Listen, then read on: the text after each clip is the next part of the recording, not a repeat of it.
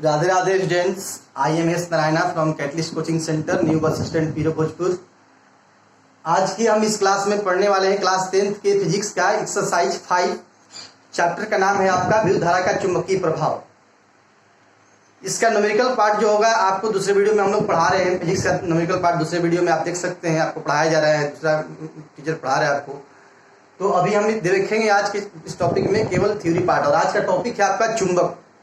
तो थोड़ा सा पहले चैप्टर के बारे में जिक्र कर लेते हैं कि विद्युत धारा के चुंबकीय प्रभाव की व्याख्या किसने की, कब खोज हुआ, ठीक है। और ये जो टॉपिक जो है विद्युत धारा का चुंबकीय प्रभाव, ये बहुत रिलेटेड है क्योंकि इससे एक ऑब्जेक्टिव क्वेश्चन बहुत बार पूछे गए हैं। बहुत से लोगों को कंफ्यूजन बार बार हो जाता है स्टूडेंट्स को कि विद्युत धारा के चुंबकीय प्रभाव की खोज किसने की।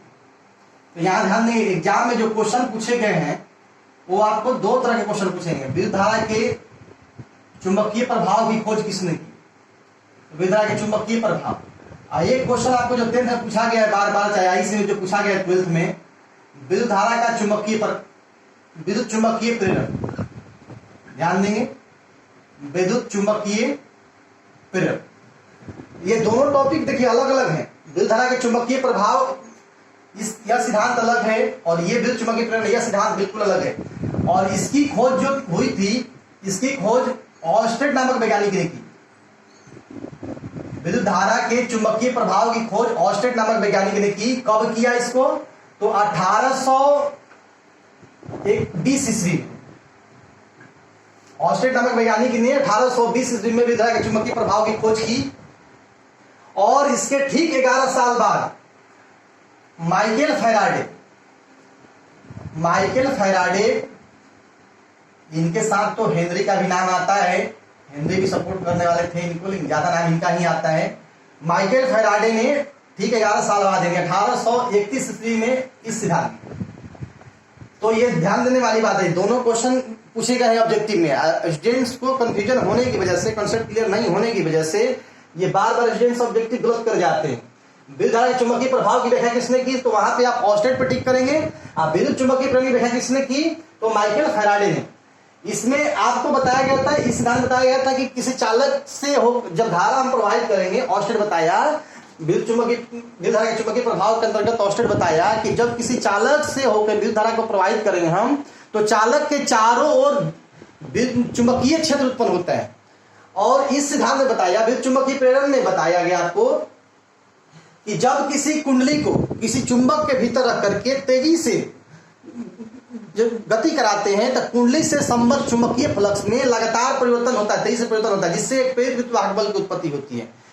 इस सिद्धांत के आधार पर आपको बताया गया था कि इस सिद्धांत के आधार पर जो काम करता है, जैसे विद्युत जनित्र, क्वेश्चन पूछता है कि विद्युत जनित्र किस सिद्धांत में काम करता है, तो आप उसका जवाब दे सकते हैं कि विद्युत चुंबकीय प्रेरण सिद्धांत में काम करता है। और विद्युत धारा के चुंबकीय प्रभाव के आप देखना है तो आप देख सकते हैं विद्युत घंटी। विद्युत घंटी जो है विद्युत धारा के चुंबकीय प्रभाव के सिद्धांत में काम करते हैं।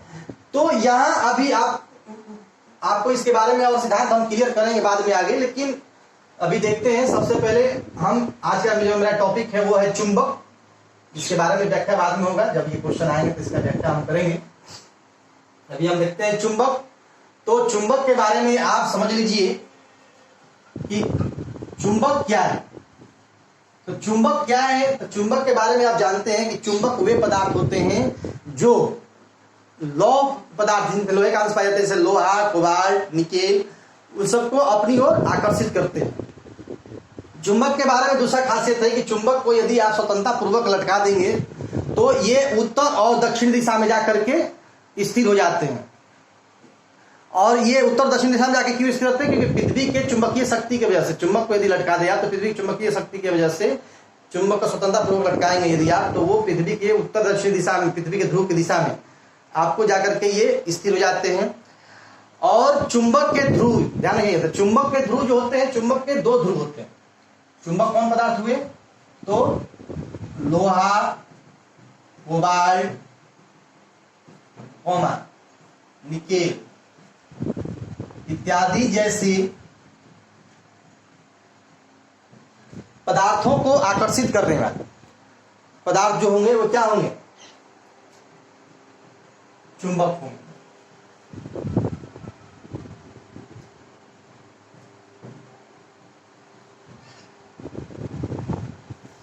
लोहा, कोबाल्ट, निकेल का जैसे पदार्थों को आकर्षित करने वाले पदार्थ जो होते हैं ये चुंबक होते हैं। चुंबक को स्वतंत्रता पूर्वक लटकाएंगे यदि आप, तो ये सदैव आपको उत्तर और दक्षिण दिशा में जाकर के स्थिर हो जाते हैं। चुंबक के अगले टॉपिक की बात करते हैं, तो चुंबक के ध्रुव।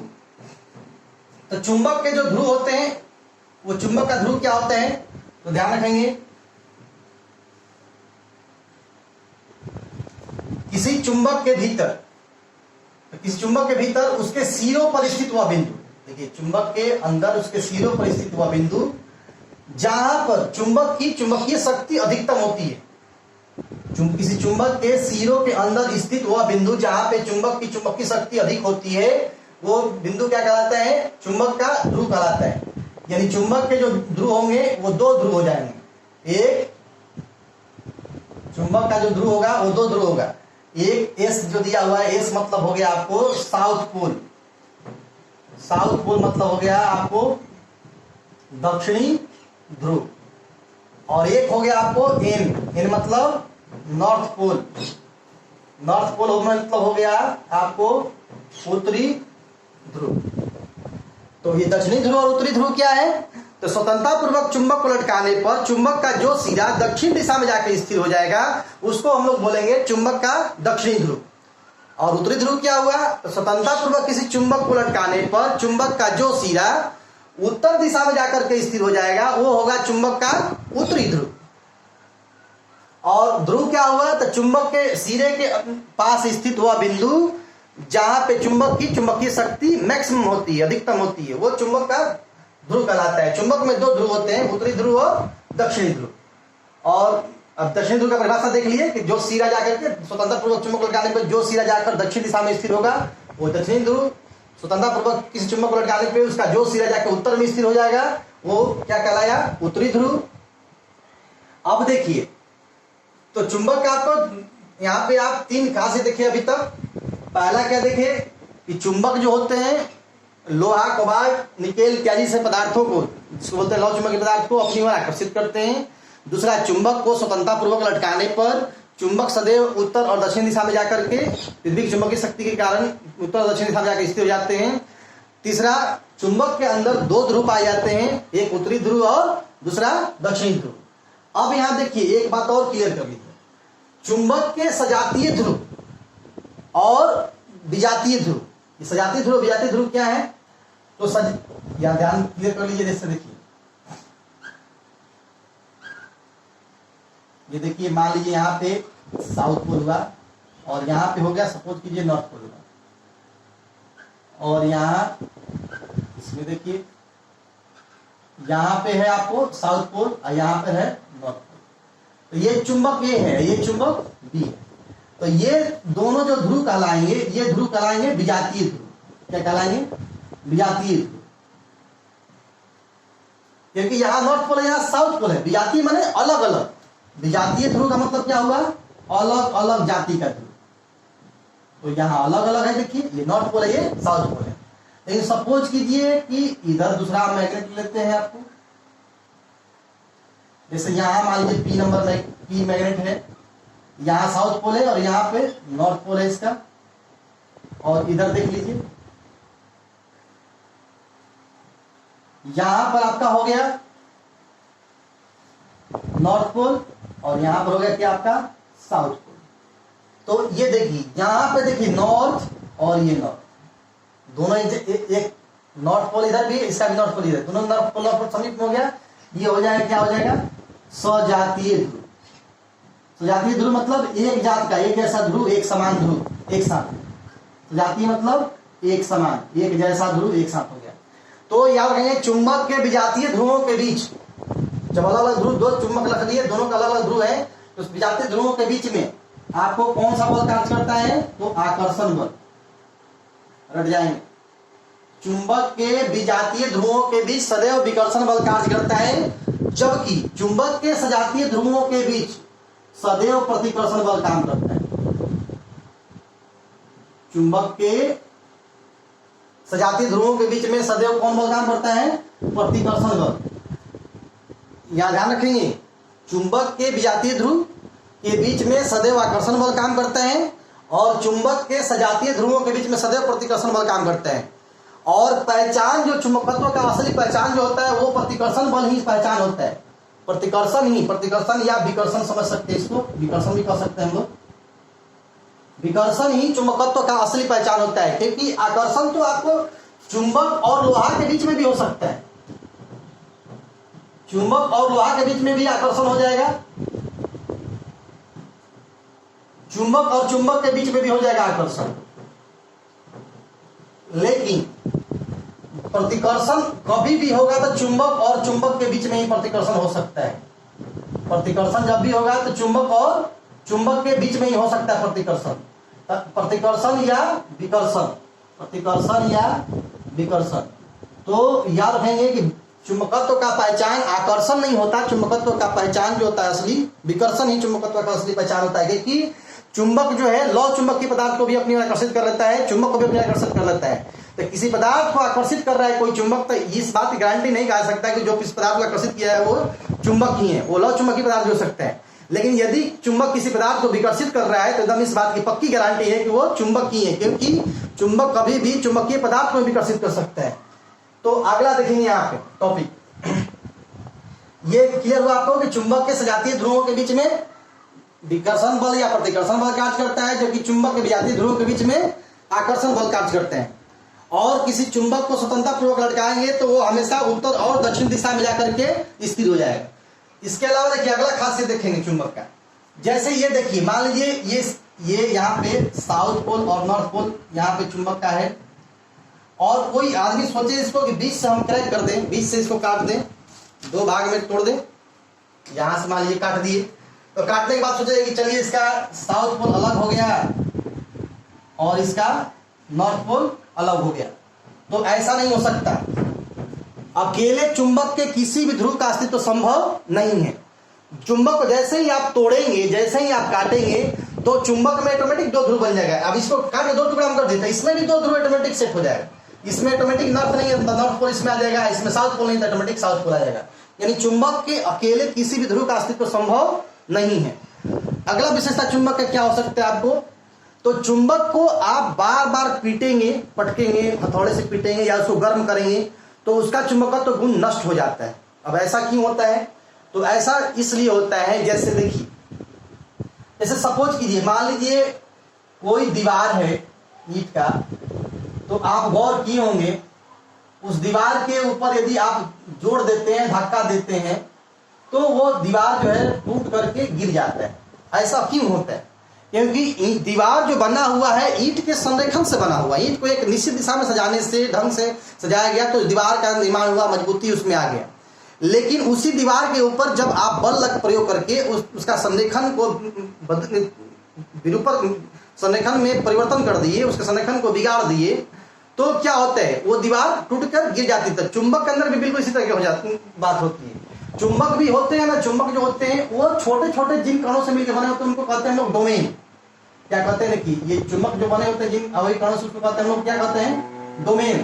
तो जैसे ही चुंबक के ऊपर यदि आप बल प्रयोग करते हैं या उसको गर्म करते हैं, तो चुंबक के डोमेन का जो संरेखन होता है, प्रत्येक डोमेन जो होता है, प्रत्येक डोमेन के अंदर साउथ पोल नॉर्थ पोल पाया जाता है। तो चुंबक का जो संरेखन होता है ना डोमेन का, वो बिगड़ जाता है, और बिगड़ने की वजह से उसके भीतर क्या होता है, आकर्षण बल की जिससे ज्यादा प्रतिकर्षण बल कार्य होता है, और वो क्या होता है, उसकी चुंबक की शक्ति नष्ट होने लगती है। तो किसी चुंबक को बार बार पीटने पर या चुंबक को गर्म करने पर उसकी चुंबक की शक्ति नष्ट हो जाती है।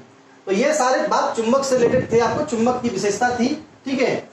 और अगला आप देखते हैं चुंबक का टाइप, चुंबक के प्रकार कौन कौन से। तो आपको देखिए इसके नोट्स के बारे में अभी नोट्स आपको लास्ट में दिखा देंगे सब हम, ठीक है। अभी फिलहाल अभी केवल आपको टॉपिक हम डिस्कस कर दे रहे हैं, इसका नोट्स आपको लास्ट में। अब देखते हैं चुंबक का प्रकार। तो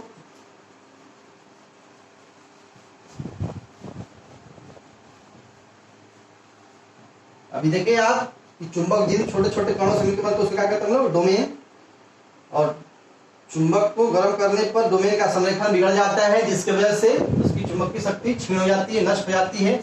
आप यहाँ देखेंगे चुंबक के प्रकार। देखिए चुंबक दो तरह का होता है, एक चुंबक होता है आपको मानव निर्मित चुंबक, मानव निर्मित चुंबक जिसको हम लोग बोलते हैं क्या, कृत्रिम चुंबक, कृत्रिम चुंबक। एक होता है आपका क्या, प्राकृतिक चुंबक। तो प्राकृतिक चुंबक जाहिर सी बात है कि प्रकृति में पाया जाता है, इसका निर्माण प्रकृति करेगा। तो ये जो होता है इसका आकार जो होता है अनिश्चित होता है, वो इसका निश्चित आकार नहीं है। कोयले खदान वगैरह में कुछ भी चीज में लोहे खदान से मिल सकता है। इसका आकार जो होता है क्या होता है, अनिश्चित। और मानव निर्मित जो चुंबक है ये जो होगा इसका आकार जो होता है निश्चित होता है।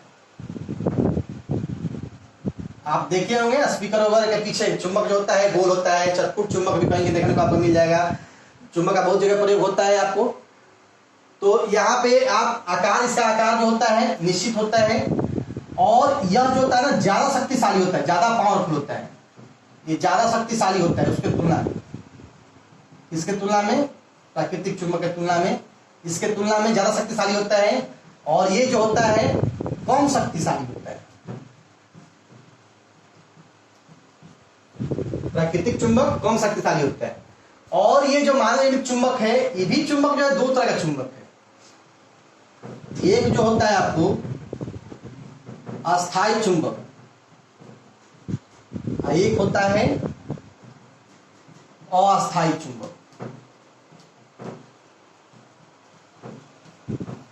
ध्यान रखेंगे, ये अस्थायी चुंबक और अस्थायी चुंबक, मानव निर्मित चुंबक भी दो तरह का होता है, एक अस्थायी चुंबक और दूसरा अस्थायी चुंबक।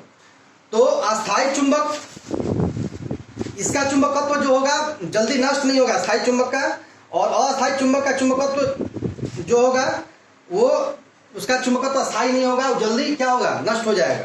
तो आप अस्थायी चुंबक और अस्थायी चुंबक में भी आपको अंतर हम क्लियर कर दे रहे हैं।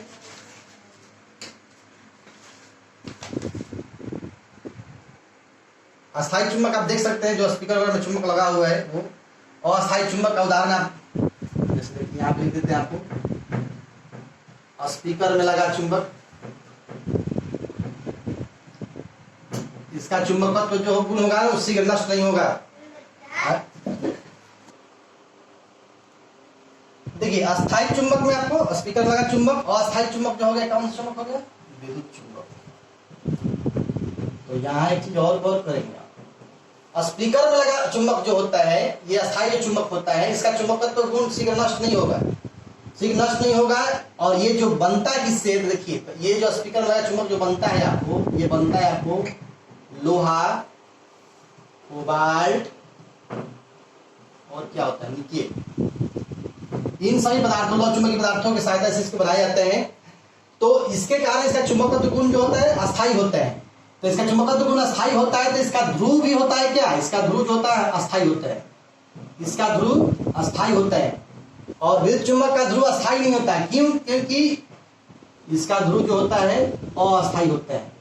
अब ऐसा क्यों है, इसका ध्रुव अस्थायी होने के पीछे देखिए लॉजिक क्या है कि जैसे विद्युत धारा, जब आप विद्युत चुंबक जो होता है ना नरम लोहे के कोड पे आपको तार लपेट करके इस तरह तैयार किए जाते हैं, इसका ध्रुव अस्थायी होने के पीछे कारण क्या है कि यदि जैसे मान लीजिए यहाँ प्लस और यहाँ माइनस जुड़े हैं, और यहाँ सपोज कीजिए कि चुंबक प्लस माइनस यहाँ जोड़ने से यदि काम कर रहा है चुंबक की तरह, तो यहाँ साउथ पोल यहाँ नॉर्थ पोल है। अगर अगला बार हम यहाँ माइनस जोड़ देते हैं, यहाँ प्लस जोड़ देते हैं, तो यहाँ पर हो जाएगा नॉर्थ पोल, यहाँ पर हो जाएगा क्या, साउथ पोल। इसका ध्रुव भी उलट जाएगा, यदि धारा के प्रवाह को उलट दिए तो इसका ध्रुव भी उल्टा हो जाएगा। इसलिए इसका ध्रुव जो होता है अस्थायी होता है विद्युत चुंबक का। इसका ध्रुव जो होता है क्या होता है, अस्थायी होता है। इसको आप अस्थायी चुंबक को आप पूर्ण रूप से विचुंबकित नहीं कर सकते, इसको पूर्ण रूप से विचुंबकित आप नहीं कर सकते।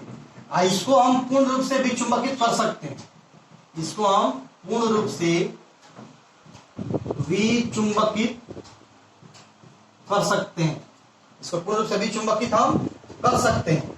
लाइन काट देंगे, विद्युत धारा के प्रवाह को रोक देंगे, बस इसका चुंबकत्व गुण समाप्त हो जाएगा हमेशा के लिए। अब इसमें है कि पूर्ण रूप से विचुंबकित इसको नहीं कर सकते, कितना भी पीट पाट दीजिए, थोड़ा सा भी टुकड़ा आएगा तो उसके अंदर चुंबकीय शक्ति थोड़ा बहुत भी रहेगी, लेकिन रहेगी। तो इसलिए इसको हम लोग अस्थायी चुंबक कहते हैं। अस्थायी चुंबक बनाने के लिए हम इस्तेमाल करते हैं नरम लोहे का, और अस्थायी चुंबक बनाने के लिए हम कभी भी प्रयोग करते हैं तो इस्पात का। देखिए इसके पीछे भी लॉजिक है कि अस्थायी चुंबक बनाने के लिए इस्पात का उपयोग क्यों करते हैं, क्योंकि इस्पात की चुंबकीय धारणशीलता जो होती है नरम लोहे की अपेक्षा बहुत अधिक होती है। तो एक बार इस्पात चुंबकित हो जाता है तो इसमें चुंबकत्व गुण काफी लंबे समय तक बरकरार रह सकता है, इसलिए अस्थायी चुंबक बनाने के लिए हम लोग इस्पात का इस्तेमाल करते हैं। जबकि नरम लोहे का प्रयोग हम अस्थायी चुंबक बनाने की करते हैं, क्योंकि इसकी चुंबकीय प्रवृत्ति अधिक होती है। नरम लोहे की जो होती है ना चुंबकीय प्रवृत्ति अधिक होती है। देखिए इस्पात की क्या अधिक होता है, चुंबकीय धारणशीलता। चुंबकीय धारणशीलता अधिक होने के वजह से इसमें चुंबकत्व गुण जो होगा लंबे समय तक बरकरार रहेगा। जबकि नरम लोहे का उपयोग हम लोग करते हैं अस्थायी चुंबक बनाने में, विद्युत चुंबक बनाने में। तो इसका अस्थायी चुंबक में इसका इस्तेमाल अस्थायी चुंबक में, इसका इस्तेमाल अस्थायी चुंबक में किया जाता है। तो अस्थायी चुंबक बनाने में नरम लोहे का उपयोग करते हैं, क्योंकि नरम लोहे की चुंबकीय प्रवृत्ति अधिक होती है। चुंबकीय प्रवृत्ति अधिक होती है, तो चुंबकीय प्रवृत्ति अधिक होने की वजह से जल्दी चुंबकित हो जाएगा। तुरंत धारा मार दिए, थोड़ा सा झड़ा दिए तो चुंबकित हो जाएगा। और इसका चुंबकीय धारणशीलता अधिक है, तो ये काफी लंबे समय तक चुंबकत्व गुण को अपने अंदर समेटे रह सकता है। तो इसका चुंबकशीलता अधिक है। दोनों का देखिए थोड़ा थोड़ा विशेषता अपना है। इसकी चुंबक धारणशीलता अधिक है इस्पात की, इसलिए इसका उपयोग अस्थायी चुंबक बनाने में करते हैं। और नरम लोहे का चुंबकीय प्रवृत्ति अधिक होता है, इसलिए इसका उपयोग अस्थायी चुंबक को हम बनाने में करते हैं। तो अगला देखिए, इसमें आप अंतर क्लियर हो गया होगा आपको कि अस्थायी चुंबक और अस्थायी चुंबक में क्या अंतर है। अस्थायी चुंबक का सबसे अच्छा उदाहरण है विद्युत चुंबक। इसका उपयोग कहाँ पर है आपको, तो स्टेपलाइजर का जो ऑटो कट होता है, रिले किट होता है, तो देखिएगा उसमें आवाज आता है आपको। जैसे ही लाइन आपको वोल्टेज ज्यादा होगा तो आवाज आता है ना, लगता है तो उसमें लगता है एक तरफ जाकर के कुछ चीज सटा फटाक से करता आवाज। तो इसमें आप गौर कर सकते हैं, शायद कभी भी आप देखिएगा ऑटो कट होता है तो गौर कर सकते हैं। तो विद्युत चुंबक ऐसा बहुत जगह उपयोग है, आपको और भी उपयोग होगा आपको। लेकिन यहाँ पे देखिए आपका स्पीकर में लगा चुंबक जो होता है अस्थायी चुंबक। आप विद्युत चुंबक जो है स्टेबलाइजर रिले किट में जो चुंबक लगा विद्युत चुंबक का उदाहरण है। विद्युत घंटी बनाने में भी विद्युत चुंबक का जरूरत पड़ता है। तो इस तरह से विद्युत चुंबक का उपयोग आपको बड़े बड़े भारी वस्तुओं को उठाने वाले क्रेनों में भी इसका होता है। और इसके अलावा विद्युत चुंबक का उपयोग आप डॉक्टर वगैरह को भी देखे हुए करते हुए अस्पताल में। क्या जैसे मान लीजिए कोई मजदूर कंपनी वगैरह में काम करते हैं लोहे कंपनी में, तो लोहे का जो छीलन होता है, कतरन होता है, उनकी आंखों वगैरह में पड़ जाता है। उसको निकालने के लिए भी विद्युत चुंबक का इस्तेमाल किया जाता है डॉक्टर के द्वारा। आंख में जो लोहे का जो कतरन वगैरह छोटा टुकड़ा वगैरह पड़ जाता है उसको निकाल जाता है उसके द्वारा। तो विद्युत चुंबक का आपको उपयोग विद्युत घंटियों को बनाने में, ध्वनि विस्तारक यंत्र एम्पलीफायर को बनाने में, दूरभाष यंत्र को बनाने में, डायनेमो बनाने में भी, ट्रांसफार्मर बनाने में भी सब होता है उपयोग। तो उम्मीद है कि आपको ये सब विद्युत चुंबक के कॉन्सेप्ट जो होगा, चुंबक से संबंधित रिलेटेड टॉपिक जितना भी था वो सब आपको क्लियर हुआ होगा। और आशा करते हैं कि आपको इसका नोट्स हम अभी तुरंत इसका प्रोवाइड कर देते हैं प्रोजेक्टर के माध्यम से। आप उसके नोट्स को देख लेंगे, तब इसके बाद हम अगले टॉपिक की ओर बढ़ेंगे।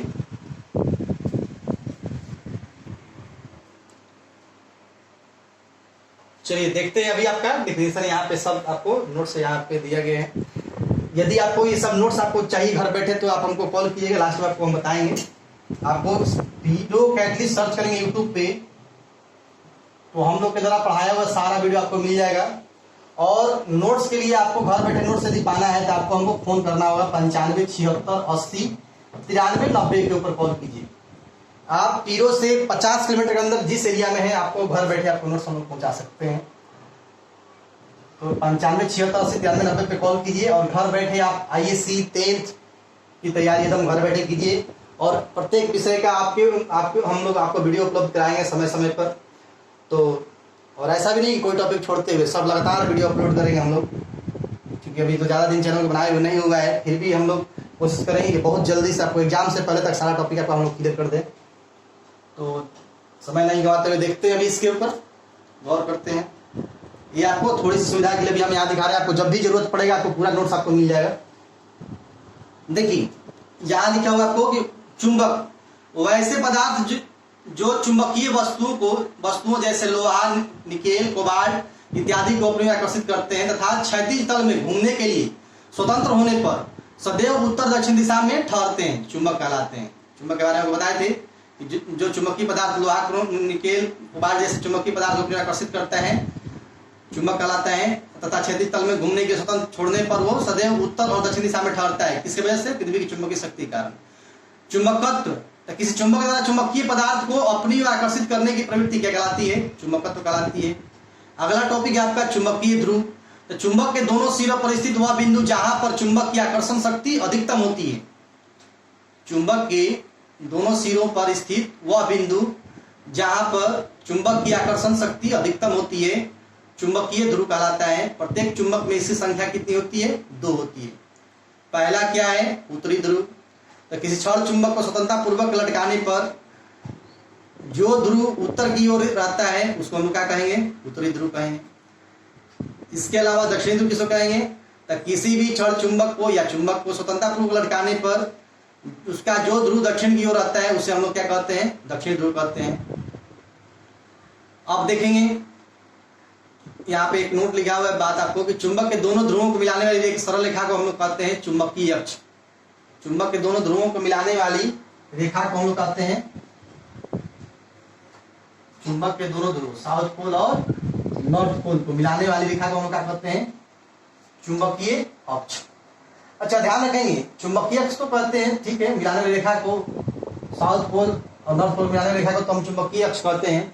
लेकिन याद रखेंगे चुंबक के दोनों ध्रुवों के बीच की दूरी को, चुंबक के दोनों ध्रुवों के बीच की दूरी को हम लोग क्या कहते हैं?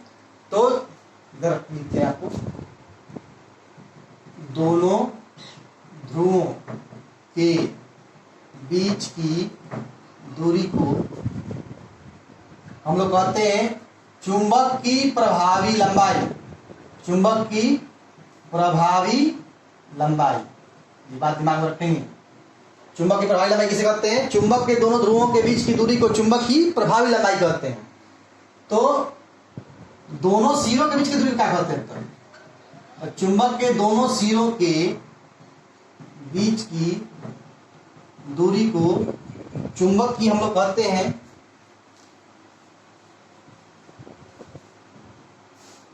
चुंबक के दोनों सिरों के बीच की दूरी को हम लोग कहते हैं चुंबक की ज्यामितीय लंबाई। चुंबक की ज्यामितीय लंबाई, यानी आप ध्यान देंगे जैसे ये चुंबक हम यहाँ पे बना दिए आपको, ये हुआ यहाँ पे बी चुंबक का सिरा हुआ, ये सिरा ये सिरा बी, और यहाँ हो गया साउथ पोल और यहाँ हो गया मान लीजिए सपोज कीजिए ये हो गया क्या? North pole. तो ये जो एसएन हुआ, ये देखिए बताइए तो एसएन क्या हुआ? प्रभावी लंबाई हुआ कि चुंबकीय लंबाई हुआ? तो एसएन जो हुआ आपका चुंबक का प्रभावी लंबाई हुआ, और ज्यामितीय लंबाई कौन हुआ? तो ए बी। कभी भी याद रखेंगे चुंबक का ज्यामितीय लंबाई जो होता है उसके प्रभावी लंबाई से अधिक होता है। और ये कितना का अंतर होता है आपको बता देते हैं आपको कि चुंबक की प्रभावी लंबाई जो होती है चुंबक के ज्यामितीय लंबाई की कितनी गुनी होती है? तो 5/6 गुनी होती है। कितनी गुनी? चुंबक के ज्यामितीय लंबाई में 5/6 से गुणा कर देंगे तो उसकी प्रभावी लंबाई आपको पता चल जाएगी। जैसे मान लीजिए किसी चुंबक की ज्यामितीय लंबाई 12 मीटर है, सपोज कीजिए ज्यामितीय लंबाई इसका यदि है 12 मीटर, इसका प्रभावी लंबाई क्या होगा? इसका प्रभावी लंबाई आप निकाल सकते हैं 12 गुने 5/6, 6 दूनी 12 यानी 5 दूनी 10 मीटर इसका प्रभावी लंबाई होगा। तो प्रभावी लंबाई की यदि बात करेगा तो समझ लेंगे दोनों ध्रुवों के बीच की दूरी, और ज्यामितीय लंबाई की यदि बात करेगा तो समझ लेंगे दोनों सिरों के बीच की दूरी। ज्यामितीय लंबाई कभी भी चुंबक का अधिक होता है, प्रभावी लंबाई जो होता है कम होता है। और चुंबक के दोनों ध्रुवों से गुजरने वाली जो रेखा होती है वो क्या कहलाती है? चुंबकीय अक्ष कहलाती है। चुंबक किसी भी चुंबक के दोनों ध्रुवों को अलग अलग करना संभव नहीं है, आपको बताया अभी। अकेले यानी कहने वाला क्या कि अकेले किसी चुंबक के उत्तरी ध्रुव क्या या अकेले किसी चुंबक के दक्षिणी ध्रुव का अस्तित्व संभव नहीं है। आप देख सकते हैं इसका प्रॉपर्टी अभी आपको दिखा देते हैं। चुंबक का गुण क्या क्या होता है देखिए। चुंबक का गुण है आपका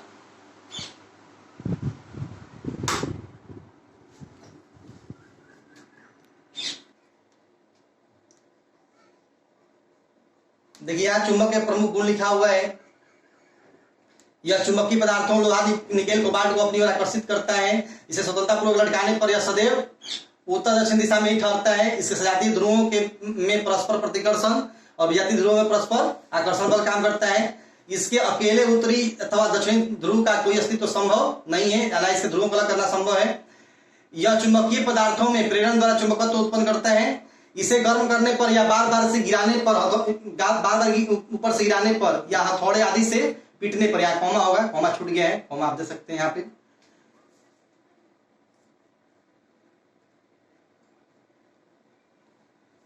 पीटने पर, घिसने पर इसका चुंबकत्व नष्ट हो जाता है। अगला है चुंबक की, देखिए अगला टॉपिक था आपको चुंबक की प्रभावी लंबाई, यहाँ पे कि चुंबक के दोनों ध्रुवों के बीच की दूरी को चुंबक की प्रभावी लंबाई कहा जाता है। और प्रभावी लंबाई जो होती है उसकी ज्यामितीय लंबाई से कुछ कम, कितनी गुनी होती है? लगभग 5/6 गुनी। इसके अलावा अभी आपको हम टॉपिक जो जिक्र किए थे वो जिक्र किए थे विचुंबकन की प्रक्रिया। चूंकि डोमेन के सिद्धांत के अनुसार प्रत्येक चुंबक अनेक सूक्ष्म डोमेनों से मिलकर बने होते हैं जो चुंबकित होने पर पूर्णतः चुंबकीय क्षेत्र दिशा के समांतर हो जाते हैं, किंतु जब उन्हें उच्च ताप पर गर्म किया जाता है तो डोमेनों का संरेखन खराब हो जाता है और वे अस्त व्यस्त हो जाते हैं, जिसके कारण क्या परिणामी चुंबकीय गुण जो होता है वो शून्य हो जाता है और पदार्थ जो होता है विचुंबकित हो जाता है। अर्थात किसी चुंबकीय पदार्थ के गर्म होने पर उसके चुंबकत्व के नष्ट होने या चुंबकीय गुण शून्य होने की घटना को हम लोग क्या कहते हैं? विचुंबकत्व कहते हैं। अगला था वर्ड आया था आपको चुंबकीय धारणशीलता। तो किसी पदार्थ को चुंबकन क्षेत्र से हटा लेने के बावजूद भी उसमें कुछ देर तक चुंबकीय शक्ति धारण करने की जो क्षमता होती है उसी को हम लोग क्या कहते हैं? चुंबकीय धारणशीलता कहा जाता है। नरम लोहे की चुंबकीय धारणशीलता कम होती है और इस्पात की अधिक होती है, इसलिए यहाँ लिखा हुआ है कि नरम लोहे की अपेक्षा इस्पात में यह क्षमता काफी अधिक होती है। इसके अलावा देखिए यहाँ पे लिखा था एक क्वेश्चन और था, समझाए थे कि विकर्षणी चुंबकत्व की निश्चित पहचान है कैसे? तो चूंकि जब दो चुंबकों के समान ध्रुवों को समीप में लाया जाता है तो वे एक दूसरे को विकर्षित करते हैं, किंतु जब उनके असमान ध्रुवों को समीप में लाया जाता है तो एक दूसरे को क्या करते हैं? आकर्षित करते हैं। किंतु आकर्षण की घटना जो है चुंबक तथा लोहे के टुकड़े के बीच भी होती है, जिसमें प्रेरण से विपरीत ध्रुव पैदा हो जाते हैं तथा आकर्षण चुंबकत्व की निश्चित पहचान नहीं हो सकती। इसका मतलब है कि आकर्षण चुंबकत्व निश्चित पहचान नहीं हो सकता, अतः हम कह सकते हैं कि विकर्षण ही चुंबकत्व की निश्चित पहचान है।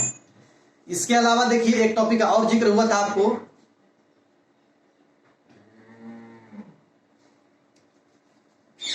एक टॉपिक का जिक्र हुआ था आपको यहाँ पे कि चुंबक कितने प्रकार के होते हैं? तो चुंबक 2 प्रकार के होते हैं, प्राकृतिक चुंबक और कृत्रिम चुंबक। प्रकृति से प्राप्त चुंबक को प्राकृतिक चुंबक कहते हैं, ये कम शक्तिशाली होते हैं और इनकी आकृति भी अनिश्चित होती है। कृत्रिम चुंबक मानव द्वारा निर्मित चुंबक होते हैं, इसको कृत्रिम चुंबक कहते हैं और पर्याप्त